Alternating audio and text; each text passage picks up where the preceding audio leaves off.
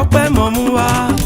Ǹjẹ́ ẹ ti gbọ́ pé kí ni pé iléeṣẹ́ ìránṣẹ́ Mercy of Christ Development Ministry ń pe gbogbo ènìyàn sí àgbà ìyanu ìsọjí ńlá tí yóò bẹ̀rẹ̀ ní ọjọ́ 24 sí ọjọ́ 17 oṣù kẹta 24 to 27 March 2016 láago 7 ìrọ̀lẹ́ sí aago 9 àṣálẹ́ lójoojúmọ́. Ìsọjí yóò wáyé ní Rose Garden Hall 10880 Business Street number 50 Houston, Texas 77099. Ọ̀pọ̀ ìránṣẹ́ Ọlọ́run àti olórin ẹ̀mí yóò wà níbẹ̀. Gbajúgbajà olórin ẹ̀mí ni láti orílẹ̀-èdè Nàìjíríà mọ̀wá Dr. Bọ́lá rẹ̀ yóò forin ẹ̀mí dábìrà pẹ̀lú Pastor Adékúnlé Stephen Adédèjì Kúnlé ọmọ Aláàfin ọ̀run pẹ̀lú àwọn ìránṣẹ́ Ọlọ́run mìíràn. Olùgbàlejò ni ikọ̀ àti ìríjú Jésù.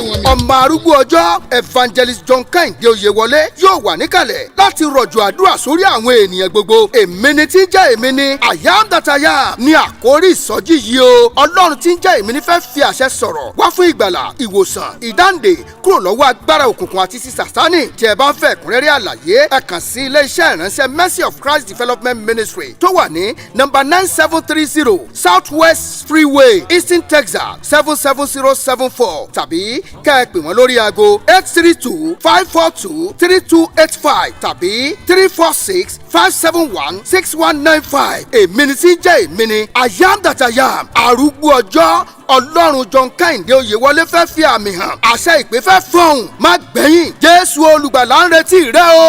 Jésù lolúwa.